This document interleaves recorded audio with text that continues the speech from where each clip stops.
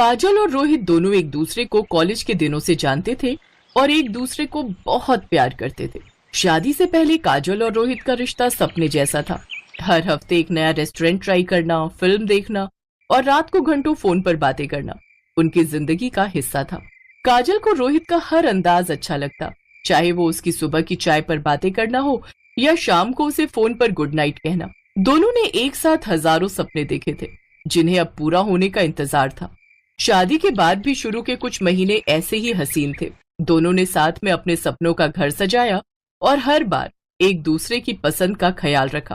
पर धीरे धीरे जब रोहित ऑफिस के काम में बिजी होने लगा तो वो पहले की तरह काजल के साथ ज्यादा समय नहीं बिता पाता था। पहले जहां दोनों देर रात तक बातें करते थे, अब रोहित जल्दी सोने की कोशिश करने लगा। फिर एक दिन, माँ जी, मैं अपनी सहेली शीतल से मिलने जा रही हूँ। शादी के बाद मिलना हो रहा है, काफी समय से हम दोनों मिले ही नहीं।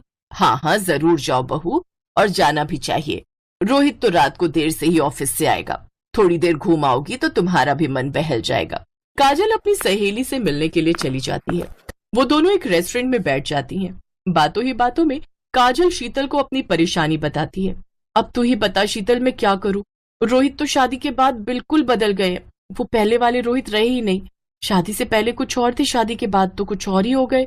उनका एक अलग ही रूप देखने को मिल रहा है।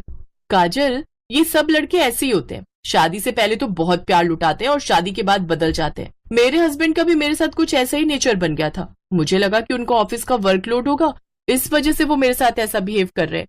पर बाद में पता चला कि उनका किसी और के साथ अफेयर चल रहा है और अब तो मैं उन्हें तलाक देने के बारे में सोच रही हूँ। मैं तो बहुत जल्दी उन्हें तलाक देकर रहूंगी। मुझे ऐसे विश्वासघाती इंसान के साथ रहना ही नहीं है। मेरी बात मान, तू भी रोहित पर ध्यान मत दिया कर। नहीं नहीं शीतल, रोहित तो ऐसे नहीं है। वो काम में बिजी है, बस वो मुझे बहुत प्यार करते हैं। शीतल काजल को बीच में ही टोक देती है। काजल देख, ये सब बातें तो बस दिखावा होती हैं। तुम भी थोड़ा ध्यान रखो। पता नहीं रोहित भी किसके साथ चक्कर चला रहा और तुम्हें बिना बताए नई जिंदगी जी रहा हो। तू मेरी बात मान, ये सब लड़के ना एक जैसे ही होते हैं। मेरे हस्बैंड की तरह रोहित भी कहीं किसी और के चक्कर में ना हो। मेरा समझाना फर्ज था क्योंकि मैं तेरी सहेली हूँ। मैं तेरा भला ही सोचूंगी। प्लीज तू रोहित पर नजर रख। शीतल की बातें काजल के दिल में घर कर गई। उसे लगने लगा कि शायद शीतल सही कह रही है। काजल का व्यवहार अब रोहित के प्रति बदल गया। वो छोटी छोटी बातों पर झगड़ने लगी और रोहित पर नजर रखने लगी। कभी उसके फोन की कॉल लिस्ट चेक करती तो कभी उसके ऑफिस के दोस्तों से पूछने लगती। रोहित भी समझ नहीं पा रहा था कि काजल ये शक और गुस्सा किस बात पर कर रही है। क्या हुआ काजल? तुमने आज सुनील को फोन किया था? बोल रहा था कि तुम्हारा फोन गया है। तुमने मुझे डायरेक्ट फोन क्यों नहीं किया? मैं भी तो ऑफिस में था। तुम मेरा फोन उठाते ही कब हो? जब देखो तुम्हारा फोन बिजी रहता है। तुम्हारे पास मुझसे बात करने का समय ही नहीं है। पर पता नहीं कहाँ कहाँ टाइम मिल जाता है तुम्हें बात करने का। मुझे तो लगता है तुम किसी और से बातें करते हो, तभी तुम्हारा फोन भी बिजी था। इसीलिए मैंने सुनील भैया को फोन किया। शाम के लिए पनीर मंगवाना था। तुम्हारी फेवरेट मटर पनीर की सब्जी बनाने वाली थी। अरे क्या हो गया? तुम दोनों क्यों लड़ रहे हो? पता है बड़ी मौसी आने वाली है मिलने के लिए। थोड़ा धीरे बात करो। काजल धीरे बोलो, माँ को सब सुनाई दे रहा है। बड़ी मौसी मिलने आने वाली है। शादी के बाद पहली बार आएंगी। अगर उन्होंने तुम्हारा ऐसा रूप देख लिया तो सोचो वो तुम्हारे बारे में क्या सोचेंगी। बात थोड़ी ठंडी हो जाती है, पर काजल के मन में अभी भी रोहित के लिए नाराजगी थी। धीरे धीरे काजल और रोहित के रिश्तों में कड़वाहट आने लगती है, जिसे देखकर रोहित बहुत परेशान था। रोहित तो भाभी को सच क्यों नहीं बता देता? बेकार में तुम दोनों के रिश्ते में दूरियां आ जाएं, उससे पहले तो उन्हें बता दे कि आजकल तू कहाँ बिजी है। हाँ सुनील, वैसे तो अब समय आ गया है जब खुद ही काजल को सब कुछ पता चल जाएगा। काजल नहीं जानती थी कि रोहित उसको सरप्राइज देने वाला है, क्योंकि काजल का जन्मदिन नजदीक आ रहा था। रोहित ने सोचा कि क्यों ना इस मौके पर काजल को सरप्राइज देकर उसे ये एहसास दिलाए कि वो उसके लिए कितनी खास है। इस वजह से रोहित का फोन कुछ दिनों से बिजी जा रहा था। रोहित सारे अरेंजमेंट देख रहा था, इवेंट कंपनी से बातें कर रहा था। वो काजल के लिए बहुत बड़ा सरप्राइज प्लान कर रहा था, क्योंकि शादी के बाद काजल का ये पहला जन्मदिन था। इस बारे में सास भी जान चुकी थी। रोहित बेटा, मुझे इस बात की खुशी है कि तू काजल को उसके जन्मदिन पर पार्टी देने वाला है। अच्छा है, तुम दोनों के रिश्ते में जो थोड़ी बहुत लड़ाई झगड़ा और कड़वाहट है वो खत्म हो जाएगी। काजल को बहुत खुशी होगी ये सब देखकर। मैं तुम दोनों बच्चों की हमेशा खुशी चाहती हूँ। तुम दोनों बच्चे हमेशा आपस में प्यार से रहो, खुश रहो। मैं तो बस यही आशीर्वाद देती हूँ। माँ, मैं अपनी तरफ से पूरी कोशिश कर रहा हूँ कि काजल को खुश रख सकूं। इधर काजल की सहेली शीतल उसे भड़का रही थी। उधर रोहित काजल के बर्थडे के लिए प्लान कर रहा था। जन्मदिन की सुबह काजल उठी और अपने काम में लग गई। उसे तो लग रहा था कि रोहित उसके लिए कुछ भी प्लान नहीं कर रहा और बात बहुत ज्यादा खराब हो चुकी है। रोहित ऑफिस चला गया और सास अपने कामों में लग गई। काजल अपनी सहेली शीतल से मिलने चली गई। शाम को जब वो उदास मन से घर लौटी तो उसकी सास उससे बोली, काजल बहू, मेरे साथ बाजार तक चलोगी? तुम्हारा आज जन्मदिन है, मैं चाहती हूँ कि तुम्हें कुछ खरीद कर दे दूं। मना मत करना बहू, मैंने बहुत प्यार से कहा है। ठीक है माँ जी, चलिए।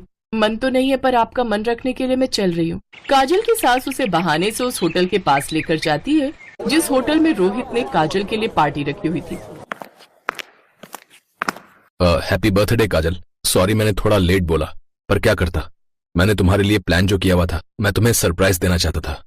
काजल बहू, रोहित ने तुम्हारे लिए जन्मदिन की पार्टी रखी है, मैं तुम्हें बहाने से यहाँ लाई हूँ। काजल, मैं रोहित के लिए कितना गलत सोच रही थी, पर रोहित तो सचमुच तुम्हें बहुत प्यार करता है। रोहित तुम्हारे लिए बेस्ट लाइफ पार्टनर है। God bless you both. I am sorry Rohit, मुझे माफ कर दो। मैंने तो पता नहीं तुम्हारे बारे में कितना गलत सोच लिया। वैसे माफी तो मुझे मांगनी चाहिए रोहित जी, मैंने ही काजल के दिमाग में आपके लिए ना जाने क्या क्या गलत भर दिया। I am sorry. कोई बात नहीं शीतल, कभी कभी लाइफ में ऐसा हो जाता है और ऐसा होना भी चाहिए। रिश्तों को नजर नहीं लगती है, क्यों काजल? काजल की आंखों में आंसू आ गए। उसे एहसास हुआ कि वो बेवजह ही रोहित पर शक कर रही थी। रोहित का प्यार देखकर उसकी सारी गलतफहमियां दूर हो गई।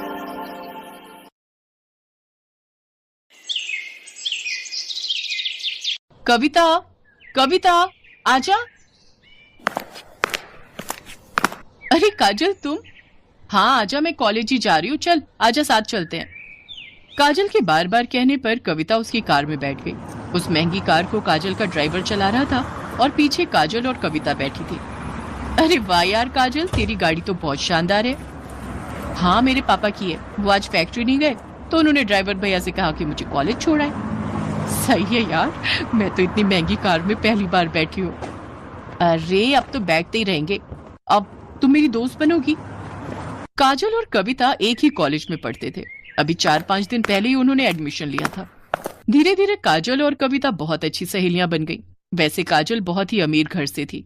उसके पापा राजीव सिंह कई फैक्ट्रियों के मालिक थे, जबकि कविता बहुत ही साधारण घर से थी। उसके पिता एक छोटे किसान थे, मगर फिर भी उन्होंने पाई पाई जोड़कर कविता का एडमिशन शहर के सबसे अच्छे कॉलेज में कराया था। काजल की अच्छी बात यह थी कि उसे अपनी अमीरी पर घमंड बिल्कुल नहीं था। फिर एक दिन, कविता जरा सुनना। हाँ क्या हुआ, बता। देखना ये घड़ी कैसी लग रही है। अरे वाह, ये तो बहुत प्यारी है। ये मैंने तेरे लिए ली है, जरा पहनकर दिखा। नहीं यार, मैं कैसे इतनी महंगी घड़ी। चुप कर और चुपचाप पहन ले, और ज्यादा मत सोच। जब तेरा मन करे तो मुझे भी दे देना कुछ। पर मेरे पास तुझे देने के लिए कुछ भी नहीं है। चल बहानेबाज, अभी मत दे पर कभी तो दे देना। अच्छा ठीक है। गुजरते वक्त के साथ दोनों की दोस्ती और गहरी होती गई। दोनों का ज्यादातर वक्त एक दूसरे के साथ ही बीतता था। और फिर एक दिन, कविता ये लड़का कौन है यार? इससे पहले तो कभी नहीं देखा इसे। कौन? वो हैंडसम? सच में बड़ा कूल दिखता है यार। उनका नाम आकाश है और वो हमारे सीनियर है पगली। तो क्या हुआ? ओए जरा कंट्रोल में। मैंने सुना है कि बड़ा ब्रह्मचारी टाइप लड़का है। कॉलेज की सारी लड़कियां उस पर फिदा हैं, पर वो किसी को घास नहीं डालता। अच्छा तो तू देख, अब इसकी तपस्या तो काजल नाम की ये अप्सरा ही भंग करेगी। हट बेशर्म कहीं की। आकाश पर काजल का दिल आ गया था। शुरू में उन दोनों में हाय हेलो हुई और फिर धीरे धीरे उनमें प्यार भी हो गया। काजल को उसका प्यार मिला तो कविता बहुत खुश हुई। लेकिन फिर एक दिन, काजल, फाइनल रिजल्ट आते ही मैं यूएस चला जाऊंगा। यूएस? पर क्यों? वहां मेरी प्लेसमेंट हो गई है और जिस कंपनी ने मुझे हायर किया है वो चाहती है कि मैं पहले यूएस में उनके हेडक्वार्टर में 1 साल काम करूं और सीखूं, और फिर वो मुझे इंडिया वापस भेजेंगे। पर मैं 1 साल कैसे रहूंगी तुम्हारे बिना? कहते हैं सब्र का फल मीठा होता है पगली। अरे तू कब आई? जब तुम दोनों आशिकी फरमा रहे थे। सुन, जाने दे आकाश को। वो वहां नहीं जाएंगे तो जॉब कैसे लेंगे? क्यों, मैंने सही कहा ना? बिल्कुल सही। काजल बस 1 साल दे दे मुझे, फिर मैं तुम्हारे पापा से तुम्हारा हाथ मांगने आऊंगा।